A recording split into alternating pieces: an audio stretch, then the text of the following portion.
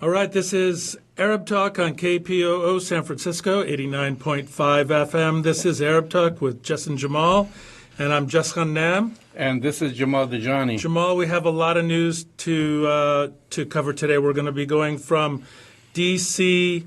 to Syria and back. But the breaking news is that the United States House of Representatives just passed today on a vote of 232 to 196 passed the roadmap to take the U.S. Congress to a process of voting on articles of impeachment against the President of the United States, Donald J. Trump. So basically what had been happening prior to today is that the House was involved in a fact-finding mission, a closed-door, confidential, and at times classified fact-finding mission. They were interviewing witnesses, taking depositions, and as a result of much of that fact-finding, the House has decided, with the leadership of Nancy Pelosi, our elected representative here in San Francisco, she decided to take the vote today, and on a essentially party line vote, 232 to 196, the House voted to engage or voted to pass basically the articles or the structure or the process or the procedure, whatever you want to take it, to get the House to take a vote on articles of impeachment, which now means, Jamal, that starting probably very soon, all of these closed-door hearings, all of these closed-door depositions are going to be made public. Once the articles of impeachment are voted upon, if there is a vote to impeach the President of the United States, it then goes to the U.S. Senate, where they will vote, and it has to be a supermajority, 66 votes or more, 67 votes, 69 votes. It has to be at 67 votes. It's a supermajority, and it's the Senate that can decide whether or not to convict and remove the president. So today, Jamal, was a very momentous day. This is only the third time in the history of the Republic that the Congress has decided to move forward with an impeachment process. I guess Donald Trump is in rarefied territory with Richard Nixon and Bill Clinton now. Jamal, this is really a historic day in many ways. That's right. The vote again was 232 to 196 to approve a resolution that sets out the rules for an impeachment process, just for which there are few precedents, and you're right, and which basically this is it's only the third time in modern history that the House had taken a vote on an impeachment inquiry into a sitting president. Right. Two Democrats broke with their party to vote against the measure. So it wasn't. Do you know which two? Two Democrats. I think one from Massachusetts. One from Massachusetts. We'll get the names, but okay. We're trying to look at the different lists who voted against it. Of course, it was I would definitely say this is a divided House because the Republicans, were against it. Except for Justin Amash. Yeah. Well, is he considered a Republican now? No, he's an independent. He's an independent. He basically is no longer a Republican. So definitely it's a bitterly divided House of Representatives that voted to endorse the Democratic-led impeachment inquiry. Two didn't vote. It's a historic action. And so now we're, I guess, one step closer to the whole process. I mean, this is an important... yeah, it's an important move, Jamal. I think it's kind of interesting from a political standpoint, only because one of the criticisms of the Democratic-led, kind of fact-finding part, the part that Adam Schiff has been engaged with in the Intelligence Committee because it's been done confidentially in a secure facility, classified information, that the Republicans have been shouting at the top of their lungs, you're doing it in secret, make it public, and they've been attacking the process.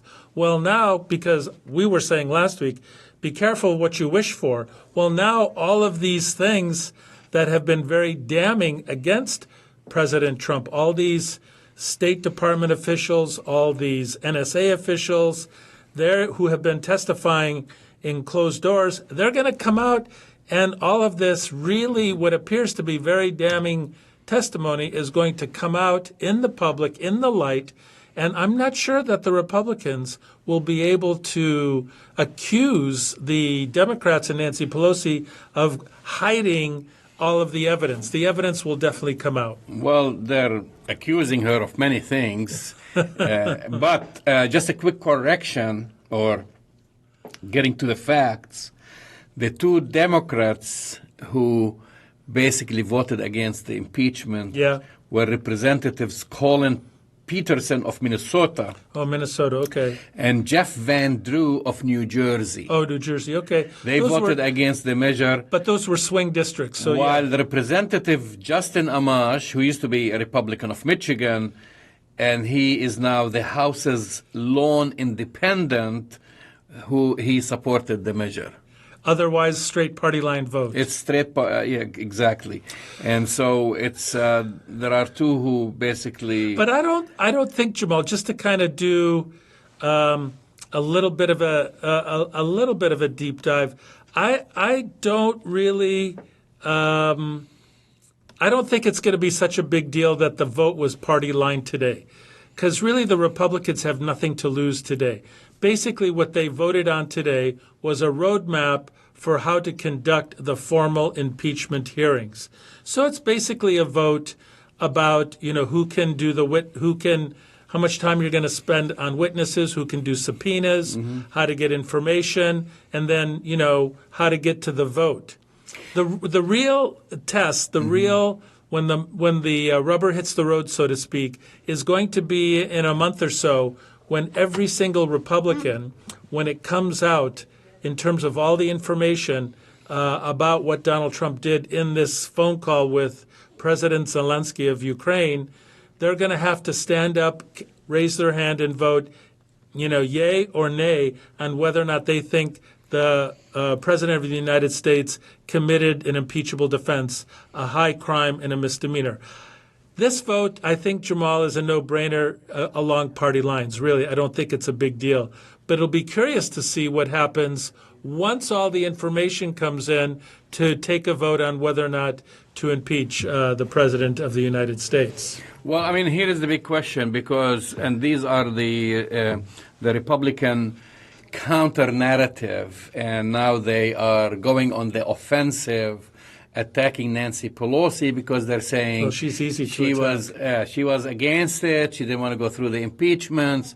And why did she do this 180, going from several months, almost a year and a half or 2 years, saying no to impeachment, and now she's putting it front and center.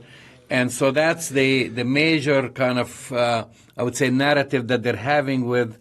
And so the question is whether that just in the past few days that this impeachment drive or impeachment case was bolstered by the release of an anonymous whistleblower complaint, that's one accusing President Trump of a scheme to shake down Ukraine for assistance, and a reconstructed transcript that we've been reading parts of a July phone call between Mr. Trump and President Zelensky of the Ukraine.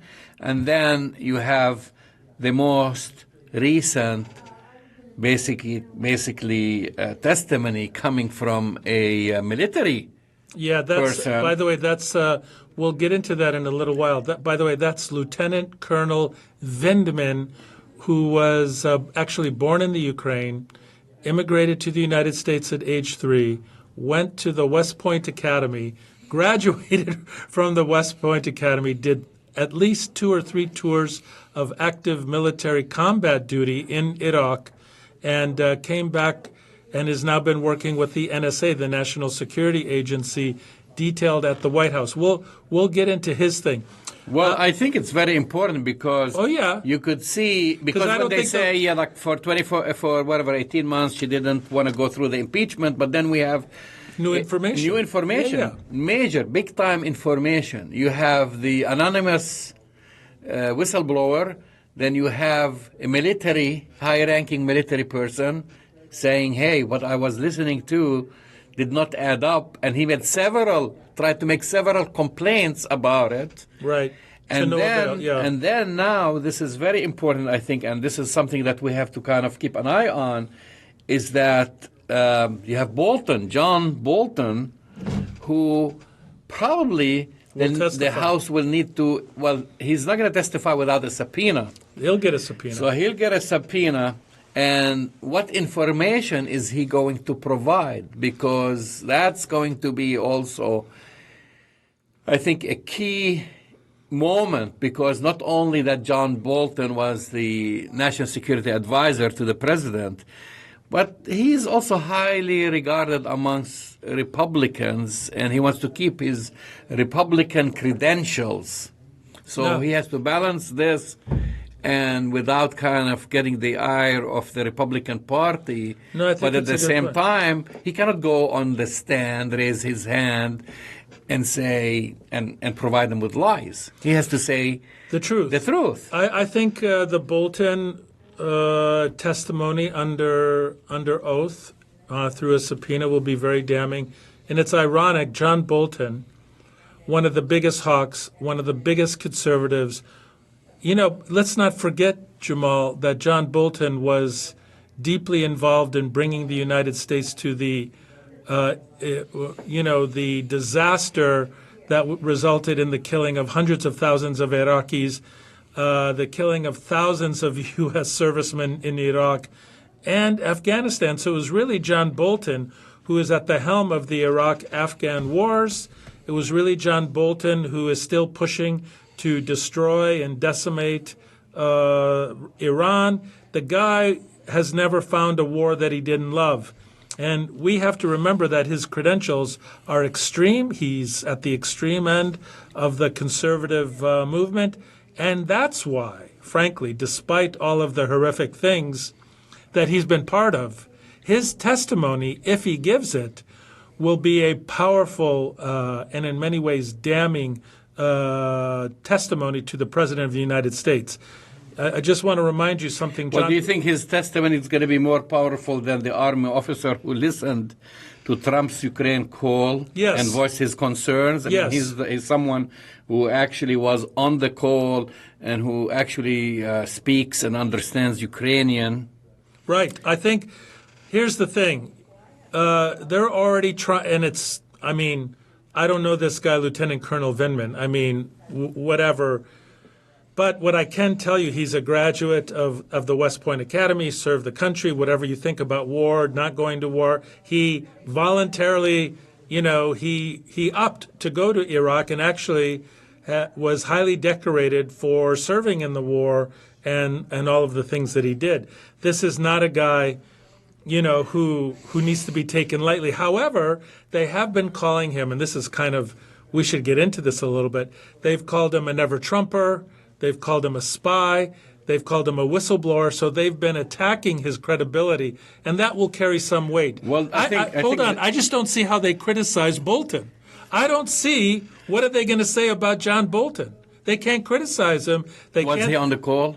He wasn't on the call. He wasn't on the call, so he can't provide basically first-hand information about the call. But they can That's still why slam I'm him. actually seeing Vindman testimony to be more damaging than Bolton. Bolton can talk in general about the Trump's foreign policy towards Ukraine, other issues, because they had their differences going on for many months, with Trump and the Trump administration, which led basically to, he said he wanted to resign before he got fired. We don't know, which came first, right? Right. Nevertheless, again, I would say that Vindman's testimony, Lieutenant Colonel, right? That's his Lieutenant Colonel. His rank. Army, Lieutenant Colonel. And his testimony is going to be Lieutenant Colonel Alexander Vindman is going to be way more damaging for several reasons. One reason is that he has confirmed that the transcript, the so-called transcript, which was provided by the Trump administration, had many omissions So, because Trump keeps saying, well, I had nothing to hide. I provided the transcript. No, he said exact transcript. He said word for word, comma by comma. And Exactly. and Vindman said, and which, by the way, this was confirmed by Representative Scott Perry, who is a Republican. He told NPR, we annotated those on our copies of the call, meaning that many elements of the conversations were removed because, according to Vindman's testimony, the issue of the Ukraine, the quid pro quo, that Trump kept coming back, talking about, you must provide us with this information in order for you to receive the financial aid. Military aid. Yeah. Well, it's also financial aid. So he kept going back, not once, not twice, not three times. Many times, while Trump is trying to say, well, we were talking about issues around corruption, and I just brought this example. Like once in passing, there was no quid pro quo, and then Vindman said, no, that's not how I heard it. I've heard the president repeatedly insisting on bringing the quid pro quo example, and that's why he went to his superiors to say, there's something wrong here. And initially they tried to dismiss it. Well, they did dismiss it. Dismiss it. Because he tried to bring make two edits. on any future. Right. Because he calls. he wanted to make two specific edits. Now, some of his edits, because he was given the opportunity to edit the transcript, Jamal, some of the edits were accepted, but two in particular were not. The one that you mentioned was definitely not included, with the specificity of the conditional, do me a favor, do me a solid, so that we can release this military and financial aid. But the other thing that was missing, apparently President Zelensky brought up Burisma, which is the energy company that Hunter Biden was on the board of and receiving getting paid for. So the obviousness that the president of the Ukraine knew, Jamal, that this was a quid pro quo. He knew what he needed to investigate. Trump said no pressure. He didn't know. But even the president of Ukraine, according to Lieutenant Colonel Vindman, even the president of Ukraine knew, hey, if I'm going to get these weapon systems, if I'm going to get this money, I have to investigate the Bidens. So this is getting more serious, Jess. So as of Wednesday, Senator Minority Leader Chuck Schumer from New York, Democrat from New York, wrote to Army Secretary Ryan McCarthy to request a briefing on how Vindman is being protected after conservative media, Fox News, etc., attacked him. And the president himself, Trump, and his attorney, Rudy Giuliani, attacked him publicly over his damaging testimony. So Schumer warned that, and I'm quoting from Schumer here, this vitriol may result in professional reprisals and threats to his personal safety and that of his family, adding it is incumbent on the Army to ensure that he is afforded the same protections as whistleblowers and protected from reprisal from testifying before Congress. I think this is very serious. You have a lieutenant colonel working in the White House. Now, basically, we're asking to protect him and his family because he just raised the question of impropriety. Right. And now you have to fear for the life of a high-ranking officer. Well, of course, Jamal. In the Army. I mean, this is... It's really worse. I mean, you think about it. This is not a joke. It's not a joke. The Trump and his allies and his minions, Jamal, have threatened the whistleblower. The whistleblower, even though his or her identity has been protected, has been threatened. Lieutenant Colonel Vindman has been threatened. A lot of people in the State Department. I mean, many people.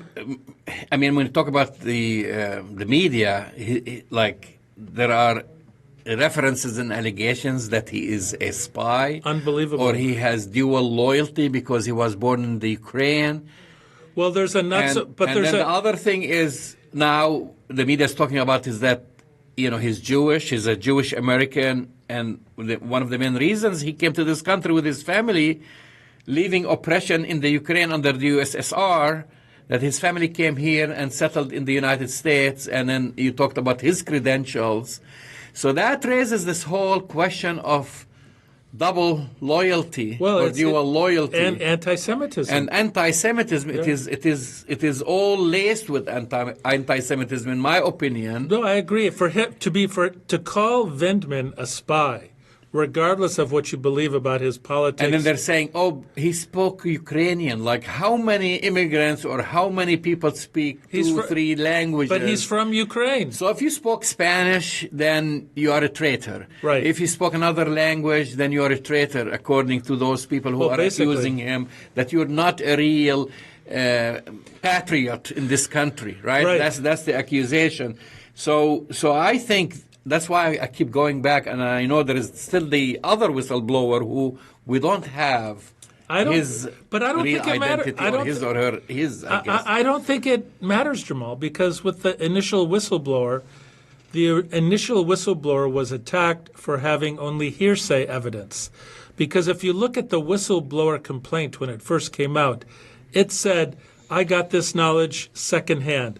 I got this knowledge from this person. I got this knowledge from another person. So it's secondhand. The whistleblower complaint was attacked for not having direct knowledge. Vindman, much more compelling. As you said, he's on the call. He's a military person. But I'm still going to tell you, from a legal perspective, Jamal, you're right. The testimony of Lieutenant Colonel Vindman represents substantial legal evidence. Politically, however, I do think Bolton's testimony, if he does testify, will be much more damning and could be one of those tipping points to get a certain number of Republicans to say, we're on this sinking ship. If Bolton is this critical of the foreign policy of Donald J. Trump, we need to do something. So I think there's a difference between the legal weight of the evidence versus the political weight. I think Bolton's is stronger politically. Well, and then one more thing, of course, Senator Lindsey Graham, and here is someone who I call a hypocrite. Lapdog. The true meaning of hypocrisy, you have videos of him when Clinton was impeached, saying, giving all these long-winded lectures about why Congress should go on with impeachment, blah, blah, blah. And then he's just to the bitter end, basically defending the president. And now, after the Republicans have admitted that these transcripts were altered, basically edited, he's saying today, or actually yesterday, he said that while he did not doubt that Vindman is doing what he thinks is right, because they're scared to go against a military personnel, his addendums to Trump's call with Zelensky did not meaningfully alter the discussion. I have read the transcript, and if you add his corrections in, it doesn't change anything for me. That's Graham. Well, if what Senator Graham is saying is correct, then that really makes the transcript. So it makes no difference if I alter a transcript. There is no, and I'm falsifying evidence or altering evidence. It's okay. But it's by omission. But what Graham is saying is what Vindman did. What the transcript just omits some of the things that Vindman wanted to add, and its omission didn't change.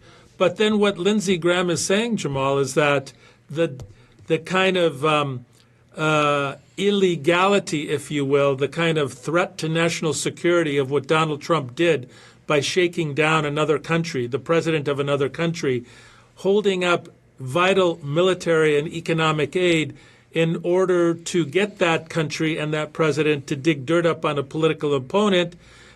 Basically, Graham is saying, yeah, that in fact did happen. So this is what's going to happen to the Republicans, Jamal. They're going to have to stand up and declare whether or not they believe it's okay for a U.S. president to shake down the leader of another country and use the state the power of the state, the purse of the state, money, economic and military aid to shake down another country. If the Republicans do not believe that's an impeachable defense, that's what they're going to have to vote on. They believe that Clinton should be impeached for an extramarital affair. That's a grave security risk, according to the Republicans. When Clinton was impeached, we will see now if shaking down and basically using the power of the purse and the state to get political dirt on an opponent by the U.S. president is an impeachable defense. We're going to leave it there, and I'm sure we're going to talk about this subject next week. And the week after. And the week after. You're listening to Arab Talk on KPOO San Francisco. This is 89.5 FM. So the next big story that happened actually during the week is the death of Abu Bakr al-Baghdadi, the ISIS leader. And then, of course, today there was an announcement of his successor in a new audio release, Jess. Right. And this is ISIS in a new audio recording identified the new leader as Abu Ibrahim al-Hashimi in the audio released this morning on Thursday by the ISIS Central Media Arm Al-Furqan Foundation. That's what they use usually to make announcements. The speaker of the audio also confirmed the death of Abu Hassan al-Muhajir, a close aide of al-Baghdadi and a spokesman for the group. So I think a new leader of ISIS. I think let's just make it very clear. I don't think you'll find more people happier than Syrians and Iraqis and Arabs and Muslims in the Middle East to see the end of al-Baghdadi, because he is responsible for the death of thousands of Syrians and Iraqis and others. So that's something. This thing, I don't think you'll find anyone who is against it. And I would say, yes, this is a positive or a feather in the cap of Donald Trump to be able, and I know, okay, we'll talk about the exaggerated aspect of it. Nevertheless, at the end of the day, he can say, during my presidency, I've got the leader of ISIS, al-Baghdadi. He's been number one on the most wanted list for many years. There was a $20 million bounty. 25 million. 25, just like Osama bin Laden.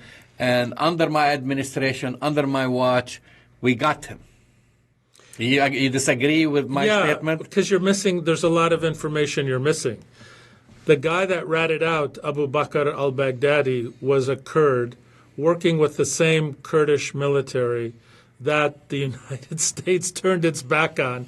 So it was interesting because of the timing of this. When the United States threw the Kurds under the bus, that was during a very critical time where the person that had infiltrated the inner circle of Abu Bakr al-Baghdadi was a Kurd, was able to get this information, was getting the information and getting it out at a time when the Kurds were being, we put it in quotes, thrown under the bus. I give you this. At the end of the day, you're right. I mean, here we were withdrawing, throwing the Kurds under the bus, and then new information basically came. The timing, whether it's luck or coincidence or what have you. All I'm saying, it's the Kurds that had this information. I know, but at the end of the day, al-Baghdadi was terminated under the Trump administration. Okay, under his fair enough. So okay, that's fine. And I said, no one is more happier than Arabs and people who live in the region, because this guy has been terrorizing. He's a monster. A monster, right?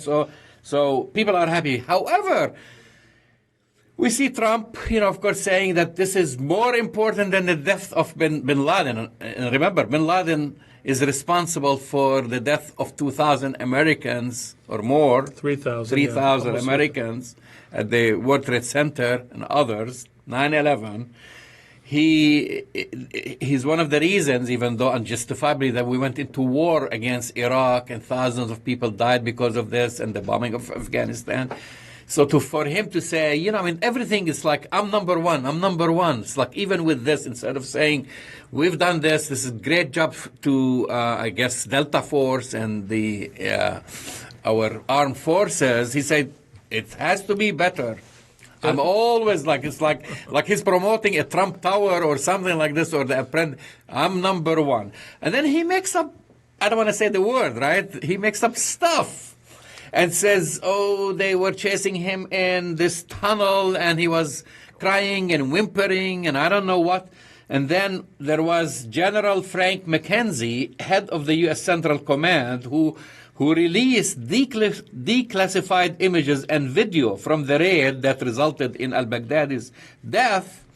U.S. Central Command CENTCOM shared also the video on Twitter, and we've seen it on CNN, other media outlets, giving the details about the operation. And when he was asked about the whimpering and how were the last minutes or moments of al-Baghdadi, he says, I know nothing about this. Yeah. The reason he knows nothing is because the reality of what happened most likely completely contradicts what Donald Trump said. Can we just let the reality in for a minute, Jamal? Abu Bakr al-Baghdadi had a suicide vest strapped around him. Right. He was not shot and killed. He blew himself up. And killing two of his children, by the way. And killed two of his children. I mean, it's a horrible, horrific act. The concept of somehow somebody killing themselves that way and taking, I mean, it's a horrific thing, especially to think that he took his two children. It's horrific. Having said that, this is not a guy that would be whimpering at that time. This is a solitary act of self-destruction, and the picture that was painted cannot be independently confirmed by anybody. All we know is he got ratted out, they stormed the compound, and in the last few moments we knew that he had a suicide vest and decided to pull it. And a huge explosion killed him, two children, and injured and killed other people. That's what we know. Yeah, but my issue but is can like, I'm sorry, I just mean, one thing. I hear this word a lot, and then we want to, like, is Donald Trump a compulsive liar? He cannot tell a single thing without peppering it with lies or sprinkling something to add to it. No, but I think there's another... Why do you have to make up stuff? Right, and say this is what was heard and when it wasn't. But I think there's something, we'll get to that in a minute, but I worry, and I'm curious because you watch and monitor the Arab world media very closely, Jamal. But wouldn't that depiction of Abu Bakr al-Baghdadi as whimpering and cowering and all of that, could that not be used as a recruitment tool to recruit and enlist more supporters of ISIS? I mean, that's one thing that I would be totally... Why would you do that? Why would you throw gasoline on a fire that's still burning? I mean, the other thing with ISIS in Syria, we've left Syria except for protecting the oil fields, but they estimate that there's still tens of thousands of active ISIS fighters and recruits ready to go. So just like the orange jumpsuits from Guantanamo were used to recruit more Al-Qaeda followers, what do you think? So I'm asking you, do you think that could be used to recruit more ISIS followers? I don't know about this. I mean, ISIS basically, people who join ISIS, they have and who came back or they were arrested, they gave different stories about their motivation. I mean, it could be one of the cries for motivation, but others, some of them are young, desperate, unemployed, young people living in Europe. Others were misled by their imams and by reading things on the internet. So I can't go into what the different reasons that people have joined ISIS, because also others have left ISIS after they realize what it's all about and the promises they were given. What is the Arab world media talking about when it comes to Abu Bakr al-Baghdadi's demise? I mean, like I said, in general, you're not going to find people who are happier to see him dead than Arabs living in Syria and Syrians, definitely Kurds, other communities, Yazidi communities, basically every community that suffered under ISIS from Iraq all the way, because, he wants to establish the Islamic State of the Levant, basically stretching from Iraq all the way into Bilad al-Sham, into Syria. So I don't think you'll find anyone who is not, Pleased about it. Yeah. So I mean, in a way, also, people are not happy because they are thinking that they're being fed lies that how many times did the President of the United States and other countries said that ISIS is finished. We have the finished ISIS, right? ISIS is not finished, and Jamal. It's not. And it's still recruiting people, still killing people, still controlling areas. I have breaking news for Donald Trump's statement on that. ISIS is not defeated. And there's 10,000 ISIS fighters that were captured in Syria that don't have the protection because the U.S. military left. And this has nothing to do about whether or not they should or shouldn't leave. What I'm trying to tell you is that there are tens of thousands of ISIS fighters still mobilized and active in Syria and parts of Iraq. So to have the audacity to say that you've defeated ISIS is a joke. 2, killing Abu Bakr al-Baghdadi, okay, great news, congratulations, that's all well and good. That doesn't change the operational nature of the way ISIS engages in their terrorism. It doesn't, because they're decentralized. So you can dance on the grave of Abu Bakr al-Baghdadi. That's fine and well and good. But the reality of ISIS, Jamal, it's not dead. So I still think, there's unfortunately and tragically still a lot to worry about when it comes to ISIS. So I want to switch gears here and talk a little bit about a very troubling incident. Which one? There's so many, Jamal. In Palestine, Jess, and this has been in the news in the past 24 hours. Is this the Israeli soldier? Yes, and so this is the story of a 14-year-old Palestinian boy, Uthman Halles, from Gaza, who last July of 2018, when part of these demonstrations in Gaza. The Jummah demonstrations, and he was shot dead by an Israeli sniper bullet. Right. And at the time, there were several cameras that, at least one or two that I know of, different angles, that documented his killing. That's right. In broad daylight. That's right.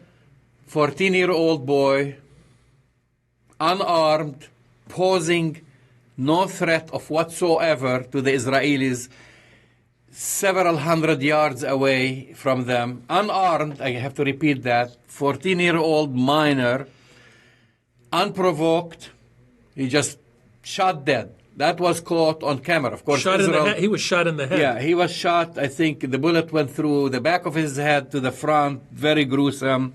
Yeah. And then you see the image of him getting shot, and then you see him getting carried away and evacuated, but by the time he was already dead. So yesterday, an Israeli military court sentenced the soldier because they were able to identify who shot him. So yesterday, the Israeli military court, which is also doesn't happen too often, the Israeli military to even admit that they've made a mistake. Right. It's a terrible mistake, that he murdered someone. So yesterday, the Israeli military court sentenced the soldier to 1 month, and I repeat. For murder. Sentenced the soldier to 1 month of the military's equivalent of community service over the killing of this Palestinian teen after he opened fire without authorization. So wasn't even given the permission. It wasn't like there was an order to shoot any of those demonstrators. Some of them were waving flags. Some of them were dancing dabka. Some of them were shouting. They were far away. They posed no threat. They carried no weapons. So yesterday, the court said, we're giving you 1 month, and I think he got also demoted, and the order said for acting without authorization in a manner endangering to life and well-being. That's full What a stop. joke. That's the statement from the military court. What a joke. What a joke. So Uthman Rami Hallas, that's his name, a teenager, was shot during the protests by Palestinians near the Israeli fence east of the Gaza Strip, July 13th, 2018. And the video was obtained by and shared by the Defense for Children Rights Organization, showed him standing in the demonstration. Near him were several women and children. Some of them were holding the Palestinian flag, and then they show him when he got shot and his torso. He was shot first in the torso and then falling down, right? It's terrible. So that prompted basically the Israeli military. Otherwise, without that video, they would have just made up some story that he was doing something, right? So they prompted the Israeli army to start a probe that found the soldier fired at a Palestinian rioter. That's what they describe him, who, and that he acted, the sniper had opened fire, not in accordance with the rules of engagement, as if there were rules of engagement, because they've How shot, many Palestinians they've were shot the killed? Israeli snipers. They've shot ambulance, Medical personnel, medical personnel. EMT, They shot nurses. they've shot at journalists wearing right on their chest and on their helmets, media or press or something like this. Women, children. So now they said that they have, that he basically the soldier who was identified in the Israeli media as the sniper had opened the fire not in accordance with the rules of engagement and not in accordance with the instructions he had received. So this is, by the way, the first time an Israeli soldier has been convicted over the killing of a Palestinian involved in the weekly Gaza demonstrations, according to the Israeli human rights organization B'Tselem. This is what they said. So I guess that's Israeli justice, Jamal. A soldier assassinates and murders a child, gets caught, a year plus later gets convicted. And what is the charge for murdering, killing, assassinating a Palestinian child? It's 30 days of community service. So this gives you a little bit of a sense for our listeners of the sense of Israeli justice when it comes to the since we're using the word hypocrisy, and the asymmetry of justice, and the asymmetry of human rights, and the asymmetry of, the power dynamics in Palestine, that Israelis kill with impunity, the Israeli military kills with impunity, and only because they were caught. This happened before with that child in Jerusalem who was burned to death, I think, or there was another shooting in Jerusalem that had videotape, and it was the same thing. The Israelis do this all the time. Well, they have one whom they've made the basically extrajudicial assassination of a wounded Palestinian on the ground when a soldier in Hebron basically killed him after he was injured, and then they've made him into a hero. Right. So they said he's a hero and he's celebrated and whatever. Were it not for the video, this would have never happened, Jamal. So as of today, 311 Palestinians have been killed by Israeli fire in Gaza since protests were launched along the areas east of the blockaded Gaza Strip, basically, which is now Israel kind of has a de facto border between Gaza and Israel. And since basically March of 2018, imagine 311 Palestinians were killed. And we know on this show we've talked about several of them, including the death of a medic, a woman medic at Right. the time, who tried to save, injured Palestinians. No, that's and right. She was targeted. We talked about the several journalists who got shot. Some were killed, others were injured. Also, part of this whole thing, we're not even talking about the wounded. 311 were killed. How many wounded? I don't have the numbers, but if you can imagine, if you have 311 who were killed, multiply this by 3, the number will hit 1,000. That's exactly right. But Jamal, speaking of Palestine, do you have any updates on the Benny Gantz attempt to form a coalition government? Because we reported that a few weeks ago that Benjamin Netanyahu failed in his attempt to form a unity government.